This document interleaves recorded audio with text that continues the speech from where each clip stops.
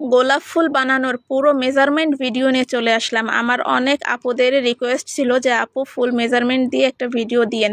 তো চলেন শুরু করা যাক। এখানে আমি 3 ইঞ্চি চওড়ার মাপ নিচ্ছি এবং লম্বায় নিয়ে নিব 56 ইঞ্চি। পুরো কাপড়টাই আমি নিয়ে নিব। আপনারাও চাইলে আস্তা কাপড় একটা কাপড় থেকে ফুলের পাতাগুলো বের করে নিতে পারেন বা জোড়াও দিতে পারেন। এখানে 56 ইঞ্চি কিন্তু আমি দেখিয়ে দিলাম, আপনারা একটু খেয়াল করে দেখে নেবেন। আমি কোনো জোড়া দিতে চাচ্ছিলাম না, তাই আমি একদম আস্তা একটা কাপড় নিয়ে নিছি। আর এখানে আমি যতগুলো ফুল বানাবো সেগুলোর জন্য আমি মোট 1.5 গজ কাপড় নিয়ে নিছি। আর জোড়া দিয়ে যদি বানাতে চান তাহলে আসলে অতগুলো কাপড় একসাথে লাগবে না, কিন্তু এভাবে একবারে নিলেই ভালো হয়।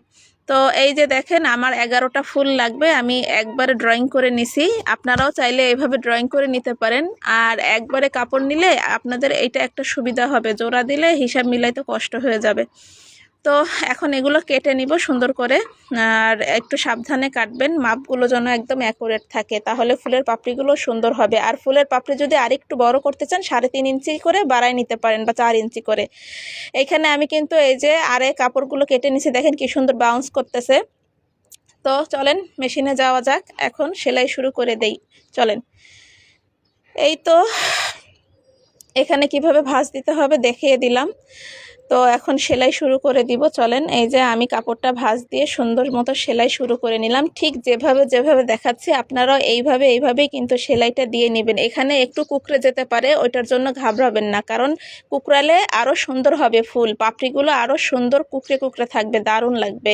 এই দেখেন আমি ফিনিশিংটাও দেখাই দিলাম যে শেষ মাথা কি করে নিতে হবে, সেলাই করতে হবে। তারপরে এইভাবে বাড়তি কাপড়টুক কেটে আপনারা ফেলে দিবেন। তারপরে আপনারা যে কোনো মাথা থেকেই কাপড় সেলাই শুরু করতে পারেন। এখানে কুচি দিয়ে নিতে হবে। যাদের কুচি গাইড আছে বা গ্যাদারিং গাইড আছে তাদের তো অনেক সুবিধা হবে। তাছাড়া যাদের গাইড নাই আমার মতো, এরকম ওপেনার দিয়ে আপনারা কুচিগুলো সুন্দরভাবে দিয়ে নেবেন, ছোট ছোট করে কুচি দিয়ে নেবেন। খেয়াল রাখবেন ওপেনার যেন ফিটের তলে না পড়ে, তাহলে কিন্তু সুই ভেঙে যেতে পারে। এদিকে দেখেন আমি এখানে 1 ফিট দিয়ে কাজ করতেছিলাম, কিন্তু 1 ফিট দিয়ে কাজ করতে করতে দেখি যে আমার একটু ঝামেলা হয়ে গেছে।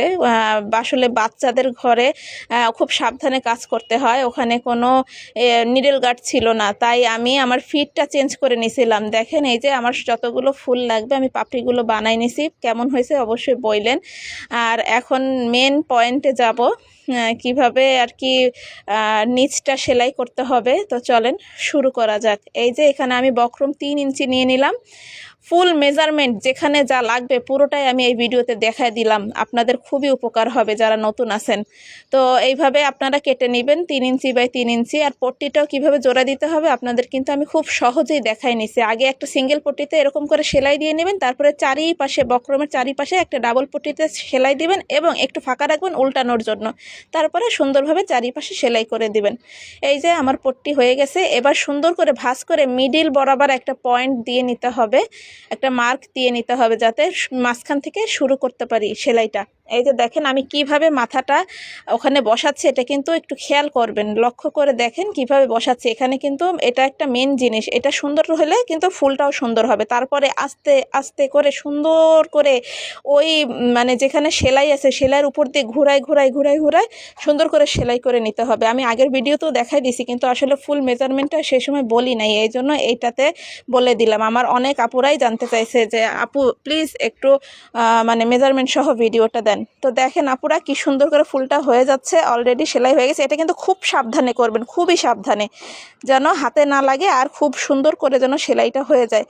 ফাইনালি আমার ফুল ডান, আলহামদুলিল্লাহ। দেখেন ফাইনাল লুক কত সুন্দর আসছে। তো ভিডিওটা যদি খুব আপনাদের কোনো উপকারে আসে অবশ্যই লাইক কমেন্ট শেয়ার করে আপনাদের টাইমলাইনে রেখে দিতে পারেন, আপনার বাচ্চার জন্য কাজে লাগবে অনেক। তো সবাই পাশে থাকবেন। আল্লাহ হাফিজ।